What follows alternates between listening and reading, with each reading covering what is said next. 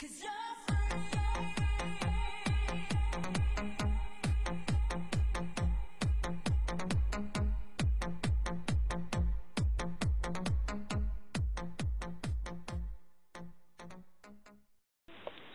guys, it's Kai, and this is my voice pre-testosterone.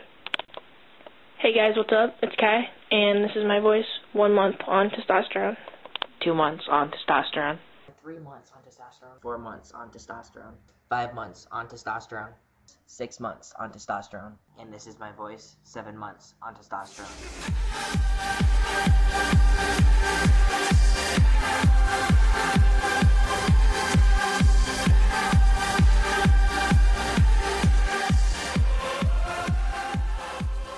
Det er et par måneder siden, det var i sommer, du blev opereret. Ja. Hvordan har du det?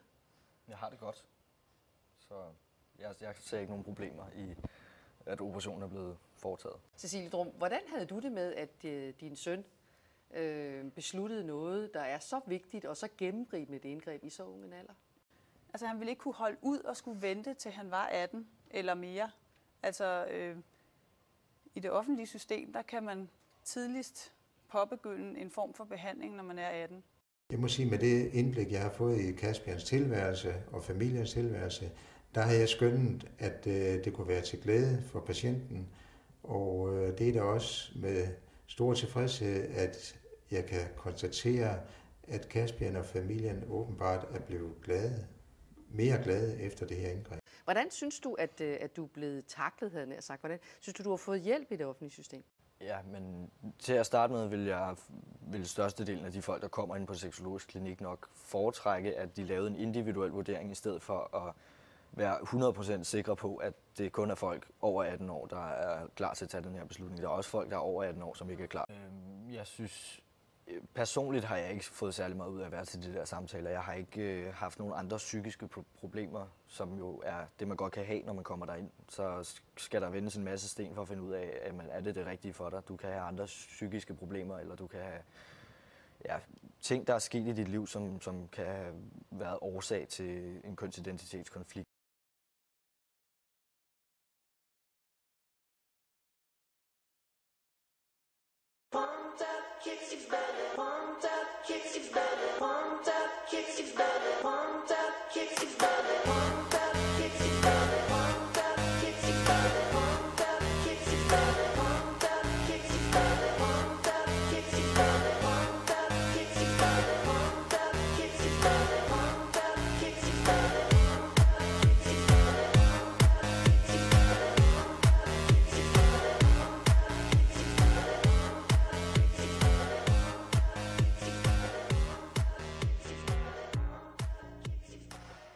Men der en ting er jo at finde ud af, at man føler sig som en proppet ned i et forkert køn, så at sige. Ikke? Men noget andet er vel så at blive opereret. Fordi der er også masser af mennesker, som lever med den der følelse i virkeligheden. Ikke?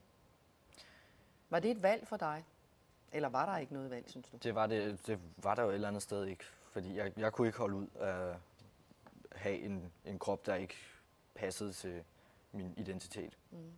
Jeg synes, det er meget betænkeligt at lave irreversible operationer på umyndige personer, og især når det drejer sig om, at det er ting, som ikke bliver udført af sundhedsfaglige grunde. Sundhedsmæssigt på den måde, at det Caspians velbefindende afhang rigtig meget af det. Han var så utroligt hæmmet af de her bryster her, så det faktisk ødelagde hans livskvalitet blev væsentligt forringet ved det. Og så kan man jo også se sådan på det, at Caspians sundhed faktisk er blevet blokeret, fordi han var meget hæmmet af. Jamen, det var en følelse af ikke at føle sig hjemme i sin egen krop. Det tror jeg ikke, der er nogen mennesker, der ville synes var særlig behageligt.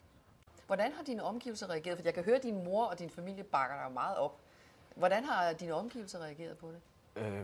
Jamen, de folk, som jeg er i nærheden af til daglig, de har ikke haft nogen problemer med det. De har haft stor forståelse for det faktisk, så ja, der har heller ikke været nogen komplikationer der.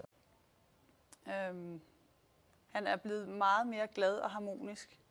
Altså man kan jo tydeligt mærke på ham, at han føler sig rigtig godt tilpas og rigtig hjemme i sin krop nu.